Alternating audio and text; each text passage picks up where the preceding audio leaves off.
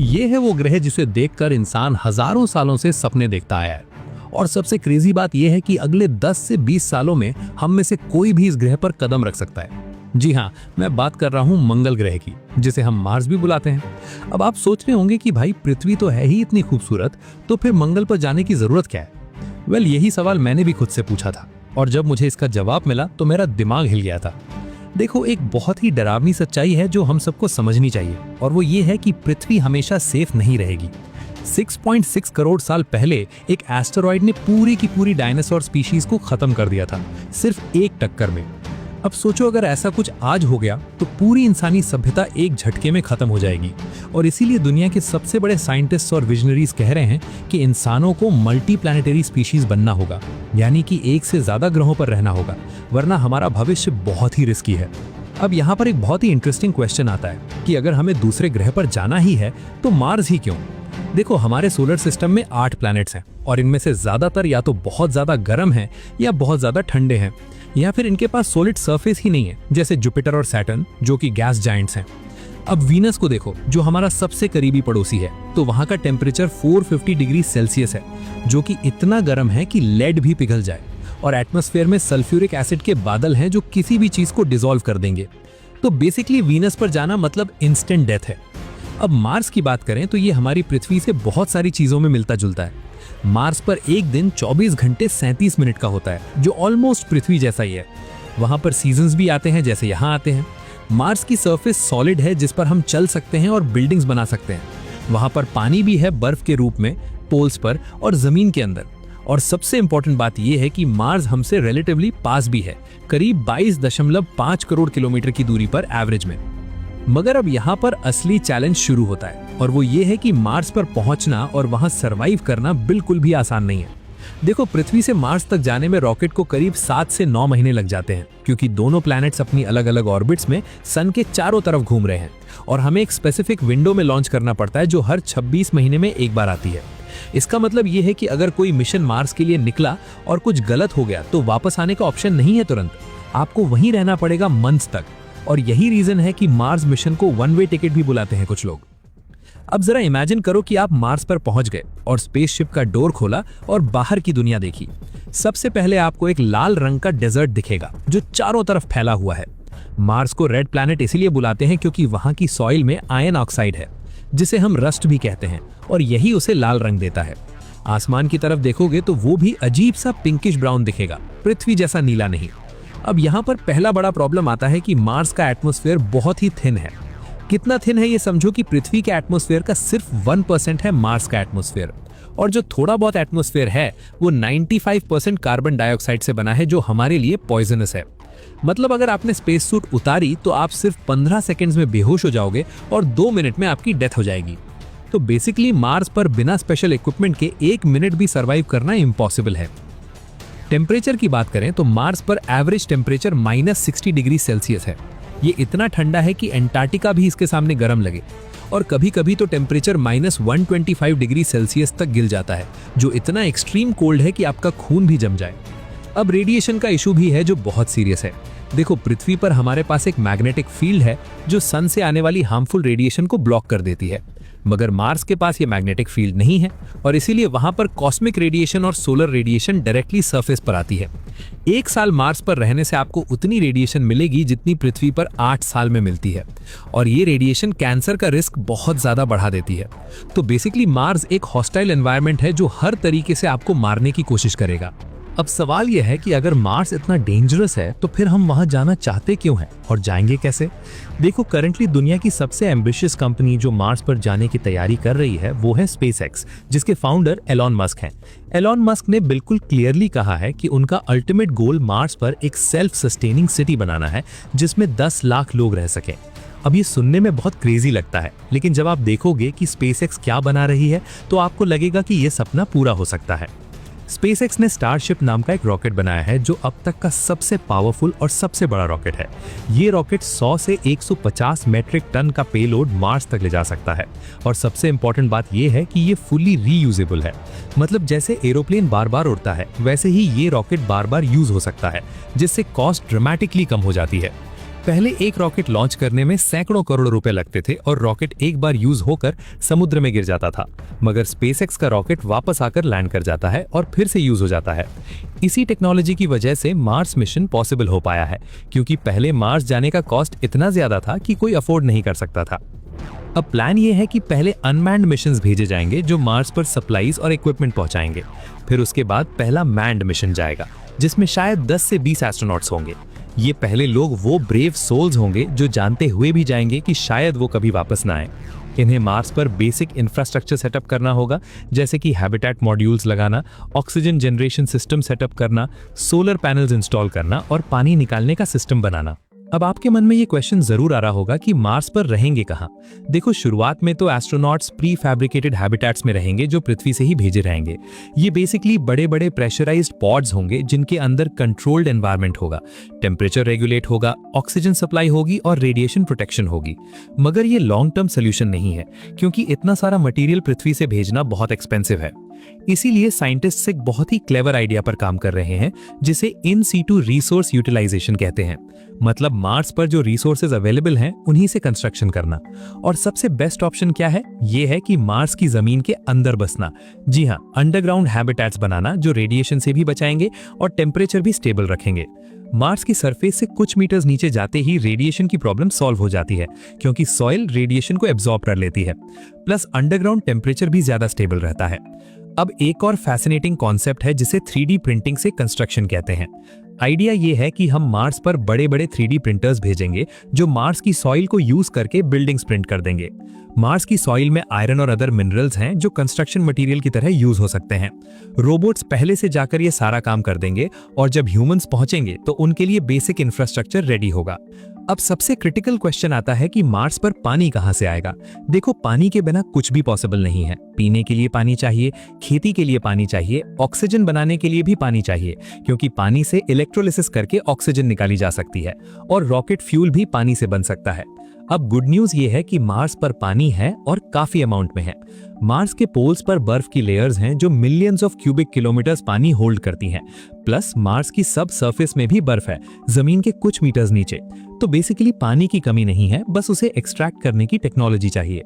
NASA और SpaceX दोनों water extraction पर काम कर रहे हैं। प्लान ये है कि ड्रिल से जमीन खोदी जाएगी और बर्फ को गर्म करके पानी में कन्वर्ट किया जाएगा। ये पानी फिर प्यूरिफाई होगा और यूज के लिए रेडी होगा। और एक बार पानी मिल गया तो बहुत सारी प्रॉब्लम सॉल्व हो जाती हैं। अब खाने की बात करें, मार्स पर मैकडॉनल्ड्स तो नहीं है, तो खाना कहां से आएगा?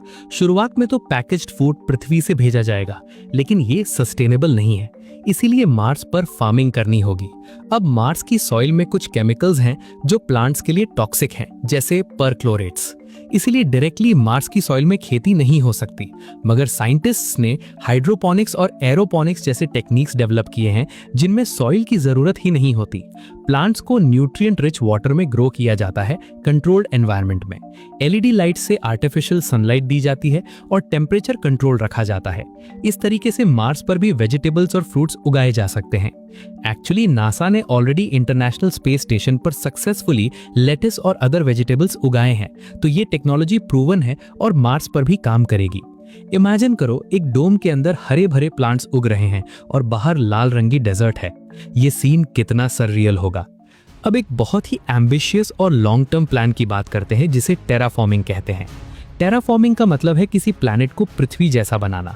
मतलब मार्स के एटमॉस्फेयर को थिक करना, टेम्परेचर बढ़ाना, ऑक्सीजन जनरेट करना और इवेंचुअली एक ऐसा एनवायरनमेंट क्रिएट करना जहां ह्यूमंस बिना स्पेस सूट के भी रह सकें। अब सुनने में ये साइंस फिक्शन लगता है, लेकिन थियोरेटिकली पॉसिबल है। बस टाइम बहुत ज्यादा लगेगा, शायद सैकड़ों या हजारों साल। एक आइडिया ये है कि मार्स के पोल्स पर न्यूक्लियर बॉम्ब्स ब्लास्ट किए जाएं, जिससे बर्फ पिघले और वाटर वेपर और CO2 एटमॉस्फेयर में रिलीज हो। इससे ग्रीन हाउस इफेक्ट शुरू होगा और मार्स गर्म होने लगेगा। दूसरा आइडिया ये है कि जायंट मिरर्स को मार्स की ऑर्बिट में प्लेस किया जाए जो सनलाइट को पोल्स पर फोकस करें और बर्फ पिघलाएं। एक और अप्रोच ये है कि फैक्ट्री सेटअप की जाएं जो continuously green house gases produce करें और एटमॉस्फेयर को थिक करें। बेसिकली ये एक मल्टी जनरेशनल प्रोजेक्ट होगा जो हमारे बच्चों के बच्चे कंप्लीट करेंगे। अब प्रैक्टिकल टाइमलाइन की बात करें तो स्पेसएक्स का प्लान है कि 2026 या 2028 तक पहला अनमैन्ड स्टारशिप मार्स पर लैंड कराना है। फिर 2030s में पहले ह्यूमंस भेजने हैं और 2050 तक एक स्मॉल कॉलोनी एस्टैब्लिश करनी है जिसमें कम से कम कुछ 1000 लोग रह सकें। नासा का प्लान थोड़ा कंजर्वेटिव है और वो 2030s के लेट ईयर्स में पहला मैन्ड मिशन प्लान कर रहे हैं। चाइना भी मार्स रेस में है और उनका प्लान 2033 में पहले चाइनीज एस्ट्रोनॉट्स मार्स पर भेजने का है। अब एक इंटरेस्टिंग सवाल ये है कि मार्स पर कौन जाएगा। देखो, पहले मिशंस में तो ट्रेंड एस्ट्रोनॉट्स और साइंटिस्ट्स जाएंगे जो स्पेसिफिक एक्सपेरिमेंट्स और कंस्ट्रक्शन वर्क करेंगे, मगर इवेंचुअली जब कॉलोनी बड़ी होगी तो नॉर्मल सिविलियंस भी जा सकेंगे। इलॉन मस्क ने कहा है कि उनका गोल है कि मार्स जाने का टिकट इवेंचुअली एक एवरेज हाउस की कॉस्ट जितना हो। मतलब अगर आप अपना घर बेच सकते हो तो मार्स जा सकते हो, और जो लोग जाएंगे वो वहाँ काम भी करेंगे, क्योंकि एक न्यू वर्ल्ड बिल्ड करने के लिए हर तरह के स्किल्स चाहिए। इंजीनियर्स चाहिए, डॉक्टर्स चाहिए, फार्मर्स चाहिए, टीचर्स चाहिए, इवन आर्टिस्ट्स और म्यूजिशियंस भी चाहिए, क्योंकि ह्यूमन सोसाइटी को कल्चर भी चाहिए। अब सोचो कि मार्स पर डेली लाइफ कैसी होगी। आप सुबह उठोगे अपने अंडरग्राउंड हैबिटेट में, एक स्क्रीन पर मार्स की सरफेस दिखेगी जो एक्चुअली विंडो नहीं होगी बल्कि कैमरा फीड होगी, क्योंकि रेडिएशन से बचने के लिए विंडोज नहीं होंगी। ब्रेकफास्ट करोगे जो शायद मार्स पर उगाई गई वेजिटेबल्स से बना हो। फिर अपना स्पेस सूट पहनकर बाहर निकलोगे किसी प्रोजेक्ट पर काम करने। शाम को कम्युनिटी सेंटर में लोगों से मिलोगे और शायद कोई मूवी देखोगे जो पृथ्वी से बीम की गई हो। कम्युनिकेशन अर्थ से होगी लेकिन डिले होगा, करीब 3 से 22 मिनट का, डिपेंडिंग ऑन प्लैनेटरी पोजीशंस। मतलब वीडियो कॉल पॉसिबल नहीं होगी लेकिन मैसेजेस आ जा सकते हैं। अब यहाँ पर कुछ फिलोसॉफिकल क्वेश्चंस भी आते हैं। मार्स पर पैदा होने वाले बच्चों के बारे में सोचो। ये बच्चे टेक्निकली मार्शियंस होंगे, उन्होंने कभी पृथ्वी नहीं देखी होगी, उनके लिए मार्स ही होम होगा। और क्योंकि मार्स की ग्रेविटी पृथ्वी की 38% है तो ये बच्चे डिफरेंटली डेवलप होंगे, उनकी बोन्स और मसल्स डिफरेंटली ग्रो होंगी, और शायद कुछ जनरेशंस बाद मार्शियन ह्यूमंस फिजिकली अर्थ ह्यूमन से डिफरेंट हो जाए। ये एवोल्यूशन का एक न्यू चैप्टर होगा। एक और इंपॉर्टेंट पॉइंट है गवर्नेंस का। मार्स पर कौन से लॉज होंगे? करंटली अर्थ पर एक इंटरनेशनल ट्रीटी है, आउटर स्पेस ट्रीटी, जो कहती है कि कोई भी कंट्री किसी सेलेस्टियल बॉडी पर सॉवरेनिटी क्लेम नहीं कर सकती। मतलब मार्स किसी कंट्री का नहीं है। तो जब वहां कॉलोनी बनेगी तो वो किसके रूल से चलेगी? क्या वो इंडिपेंडेंट होगी या किसी अर्थ गवर्नमेंट के अंडर होगी? ये सारे क्वेश्चंस अभी अनआंसर्ड हैं और प्रोबेबली पहली कॉलोनी बनने के बाद ही इनके आंसर्स आएंगे। कुछ लोग कहते हैं कि मार्स एक फ्रेश स्टार्ट का मौका है, जहां हम ह्यूमैनिटी की मिस्टेक्स रिपीट नहीं करेंगे और एक बेटर सोसाइटी बिल्ड करेंगे। अब इकोनॉमिक्स की बात करें तो मार्स कॉलोनाइजेशन एक एक्सट्रीमली एक्सपेंसिव प्रोजेक्ट है। एस्टिमेट्स वेरी करते हैं, लेकिन पहले 1 मिलियन लोगों को मार्स पर सेटल करने में शायद 100 बिलियन से 1 ट्रिलियन डॉलर्स लग सकते हैं। ये सुनने में बहुत ज्यादा लगता है, लेकिन कॉन्टेक्स्ट में देखो तो हर साल पूरी दुनिया मिलिट्री पर इससे ज्यादा खर्च करती है। तो रिसोर्सेज तो हैं, बस प्रायोरिटीज चेंज करने की जरूरत है। और लॉन्ग टर्म में मार्स प्रॉफिटेबल भी हो सकता है। मार्स पर रेयर मिनरल्स हो सकते हैं जो पृथ्वी पर कम है। प्लस मार्स से एस्ट्रॉइड्स माइन करना इजियर होगा क्योंकि मार्स एस्ट्रॉइड बेल्ट के पास है। और सबसे बड़ी चीज ये है कि टेक्नोलॉजी जो मार्स मिशन के लिए डेवलप होगी वो पृथ्वी पर भी यूज होगी। जैसे अपोलो मिशंस ने कितनी टेक्नोलॉजीज दी जो आज हमारी डेली लाइफ में है। वाटर प्यूरिफिकेशन से लेकर कंप्यूटर चिप्स तक सब स्पेस प्रोग्राम की देन है। अब मैं आपको एक रियलिस्टिक पिक्चर देता हूं कि अगले 50 इयर्स में क्या हो सकता है। 2030s में पहले ह्यूमंस मार्स पर लैंड करेंगे। ये एक स्मॉल टीम होगी जो कुछ मंथ्स रहकर वापस आएगी। 2040s में परमानेंट आउटपोस्ट एस्टैब्लिश होगा जहां रिसर्चर्स कंटिन्यूअसली रहेंगे। 2050s में पहली प्रॉपर कॉलोनी बनेगी जिसमें शायद कुछ 100 लोग हों। 2060s और 2070s में कॉलोनी एक्सपैंड होगी और हजारों लोग रहने लगेंगे। और सेंचुरी के एंड तक शायद मार्स पर एक फुल फ्लेजेड सिटी हो जिसमें लाखों लोग रहें। ये एम्बिशियस लगता है, लेकिन रिमेंबर करो कि 1903 में राइट ब्रदर्स ने पहली एयरप्लेन उड़ाई थी और सिर्फ 66 साल बाद 1969 में हम चांद पर थे। ह्यूमन प्रोग्रेस एक्सपोनेंशियल है, लीनियर नहीं। अब फाइनली मैं आपसे एक पर्सनल थॉट शेयर करना चाहता हूँ।